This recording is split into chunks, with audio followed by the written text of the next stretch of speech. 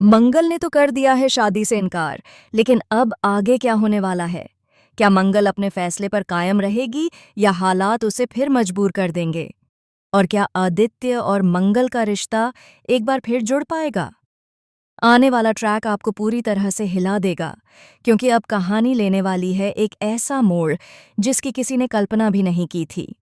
जैसा कि आपने पिछले एपिसोड में देखा, मंगल रोते हुए उसी मंडप में पहुंचती है जहां कपिल उसका इंतजार कर रहा होता है। उसकी हालत देखकर सब सन्न रह जाते हैं। उसके कपड़े भीग चुके हैं, चेहरा डर और थकान से भरा है और आंखों में बस अपने बेटे अक्षत की चिंता है। तभी मंगल को बेहोश पड़ा अक्षत दिखता है।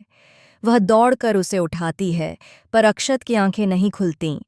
ये नज़ारा देखकर मंगल का दिल टूट जाता है, लेकिन बुआ दादी को जैसे इंसानियत से कोई लेना देना नहीं।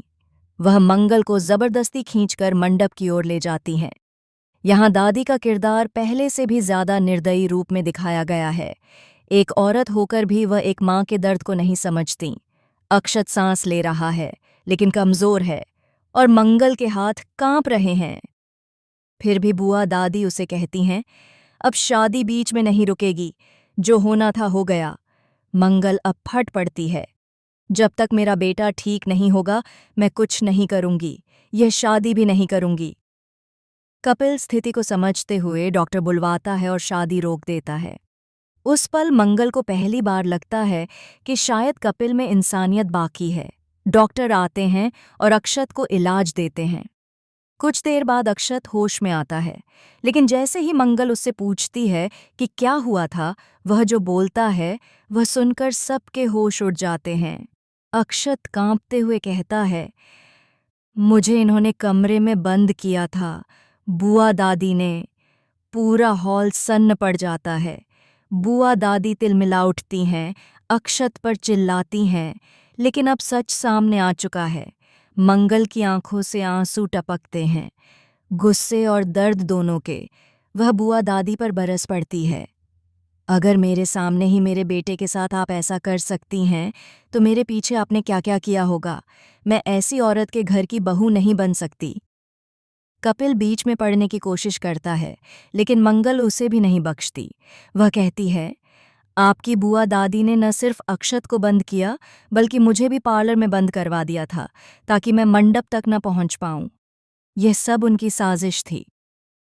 कपिल के चेहरे का रंग उड़ जाता है। प्रतिमा और बाकी लोग स्तब्ध रह जाते हैं। अब बुआ दादी अपने झूठ को ढकने के लिए बीमार पड़ने का नाटक करती हैं। वह कहती हैं कि हमें दिल का दौरा पड़ रहा है, ताकि सबका ध्यान हट जाए और मंगल को दोषी ठहराया जा सके। लेकिन इसी बीच कुछ ऐसा होता है जो सबको हिला देता है। अचानक मंडप के पर्दे में आग लग जाती है। कुछ ही सेकंड में पूरा मंडप धुएं और लपटों से घिर जाता है। लोग चिल्लाने लगते हैं, आग, आग। कपिल और मंगल दोनों अक्षत को उठाकर बाहर भागते हैं, लेकिन तभी बुआ दादी वहीं गिर जाती हैं। मंगल पलटकर देखती है, सब भाग रहे हैं, पर वह ठहर जाती है।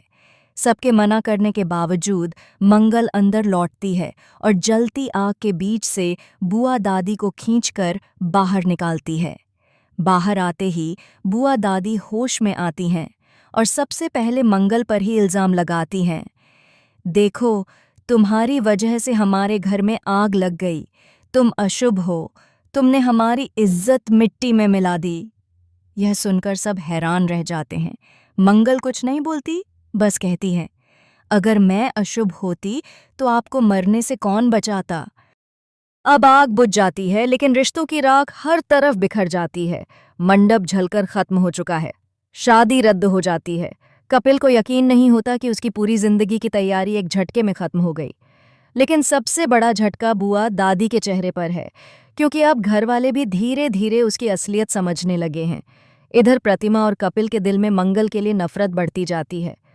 बुआ दादी जहर घोलने में लगी रहती हैं। वह कहती है, इस औरत ने हमारे घर की खुशियां छीन ली, इसे निकालो यहाँ से। मंगल टूट जाती है, पर झुकती नहीं। वह कहती है, जिस घर में मेरे बच्चों की इज्जत नहीं, वहाँ मेरी कोई जगह नहीं, और वह वहाँ से चली जाती है। दूसरी तरफ कहानी एक नया मोड़ लेती है। कुसुम मंगल का हाथ थाम लेती है और कहती है, तुम अकेली नहीं हो। तुम्हारा घर, तुम्हारे अपने तुम्हारा इंतजार कर रहे हैं। कुसुम उसे अपने साथ ले जाती है, जबकि पीछे शांति जी फूट फूट कर रो पड़ती हैं। इसी बीच दूसरी कहानी शुरू होती है, लक्ष्मी और कर्ण की। दोनों के बीच लगातार टकराव बढ़ता जा रहा है। लक्ष्मी कर्ण के भाई से माफी मांगने से इनकार करती है और कर्ण गुस्से में कहता है, तुम हमेशा खुद को सही समझती हो। लेकिन अब इस लड़ाई में तीसरा एंगल आने वाला है, बरखा, जो धीरे धीरे कार्तिक के प्यार में डूबती जा रही है। बरखा कार्तिक को स्टेज पर गाने के लिए बुलाती है और उसी रात उसे कर्ण की कंपनी में सिंगर की जॉब मिल जाती है, वही कंपनी जिसमें लक्ष्मी काम करती है। अब किस्मत उन्हें दोबारा आमने सामने लाने वाली है।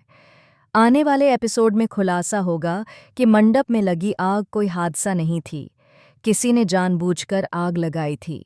और जब यह सच सामने आएगा तो पूरी कहानी का रुख बदल जाएगा। क्या वह शख्स कपिल था या बुआ दादी ने खुद अपनी साजिश छिपाने के लिए यह कदम उठाया?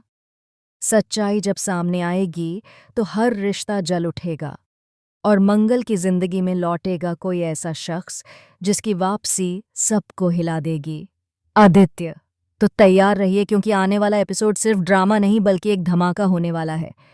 अगर वीडियो अच्छी लगी हो तो लाइक, शेयर और कमेंट ज़रूर कीजिएगा क्योंकि आगे की कहानी में जो होगा वो किसी ने सपने में भी नहीं सोचा होगा।